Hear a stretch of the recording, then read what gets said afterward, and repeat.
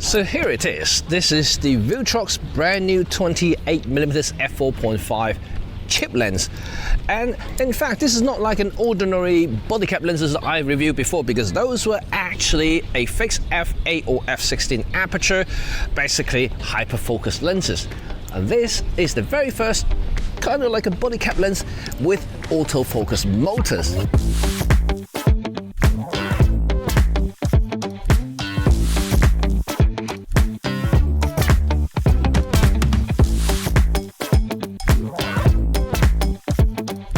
Here we are at the popular Chatham area looking at the chip lens from Viltrox.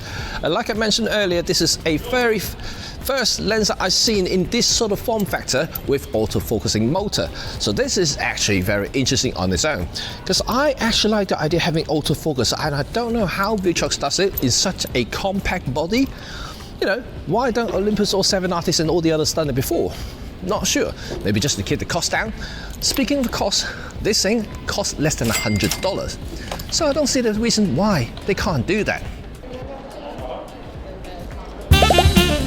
That's a lot of camera that guy has. So this is going to be a very quick review, because there's so much I can talk about a Bodycap lens. Everything is fixed. Focusing is fixed. Focal length is fixed. Everything's fixed. Not even a moving part apart from the open and close for the front elements. Yeah, there's not much I can talk about it. So in terms of build quality, I would say the typical Viltrox fashion. Very good, very solid build. The design is very modern. I do like that. And it does look like a, you know, very high-end lens being squashed by a 2-ton car. So that is very interesting. But like I said, there is no moving part whatsoever. So that means that you cannot actually do manual focusing with this lens at all. Yep, there's nothing you can turn. So that's basically it. You have to rely on the autofocus to work in order to get something sharp. So that's something I will talk about towards the end of the video, whether you should actually get this lens or not, because there are other options out there that is f8, f11, so you can use hyperfocus in some way, so it's quite a lot quicker if you want doing some really quick moment shots manually. And so this is more the auto side of it, so it's more like a point and shoot cameras, just a little bit faster than the traditional little thing that you get for £200. In terms of image quality, there are two folds. Right, first of all, optically, I think this lens is okay. It's not too bad, not too shabby. It doesn't work with high-end or high megapixel, high resolution count cameras, but on my Nikon setup's 24, 26 megapixel cameras, it should be relatively good. So I did take a lot of shots in my professional shoot just to test it all out, and it does resolve some details really good. It does a relatively good job in close-up distances as well, so you can throw the background out a little bit more, even with a 4.5 aperture and a 28mm focal length. So overall, it's a usable lens. However, there's a second part. Glare. It's horrible. But before I talk about glare, let's have a look at my sample images, and you can have a look at the general rendering about the images, whether you like this or not. Hands up in the sky, take you on a ride, love to feel the high, we can start again, laughing to the end, screaming at the top, hope it never stops, we could do it all over, thrill is bringing us closer.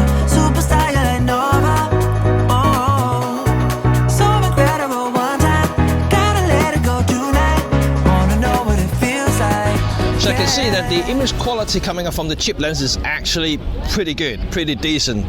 When a bright sunny day comes out, like I said, the glare is the main problem. So let's talk a little bit about the deficiencies, or rather the flaws of this particular lens. So glare, I already mentioned. The glare is pretty bad. As soon as the sun comes out, a little bit brighter, like right now, this lens will suffer from all kinds of glaring issues here.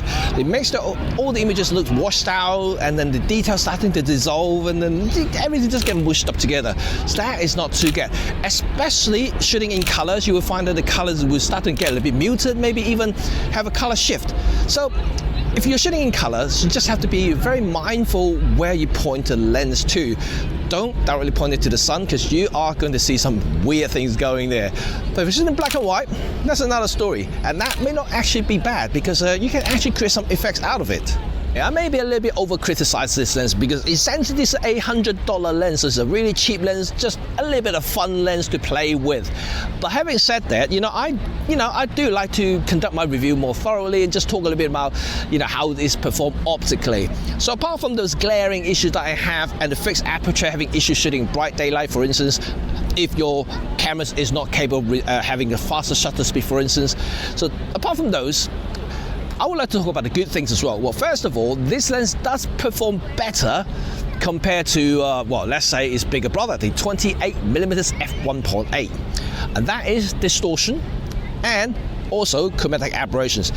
This lens actually controls it very, very well, despite the very simple design. Maybe because it's simple, so you don't have to do a lot of corrections optically. So everything's straight, without any profile, everything's straight. So no distortion control there, no distortion correction that imposes. Everything just really, really good. So I like that. And secondly, like I said, chromatic aberrations almost non-existent. I shoot high contrast stuff. I don't see any purple fringings. Seems to be pretty solid.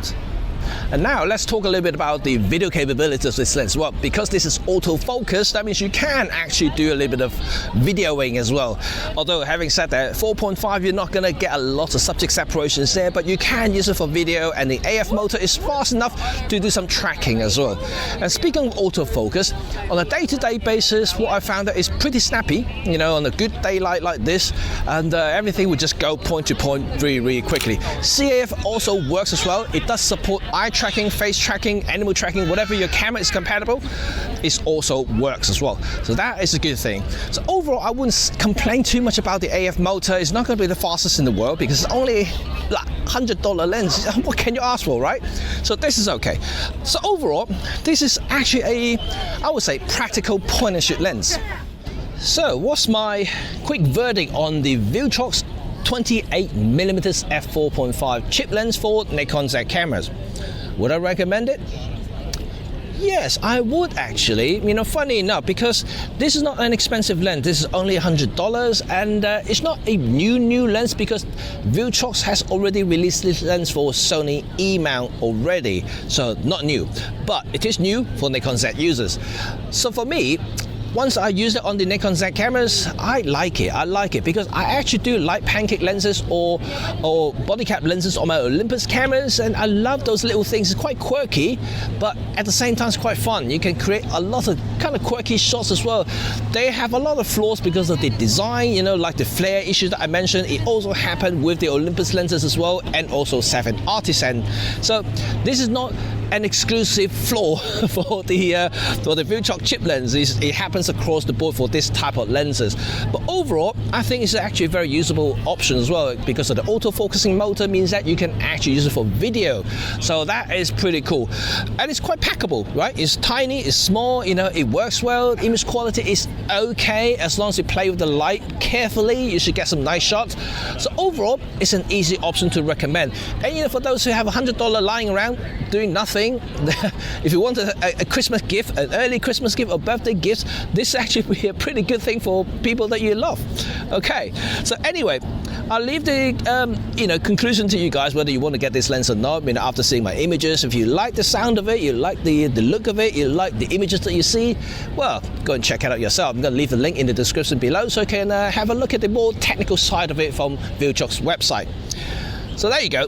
Enjoy yourself, and also, subscribe to the channel if you haven't already done so, and give me a like if you enjoyed this video. So until next time, I'll see you all very soon. Bye for now. Peace out.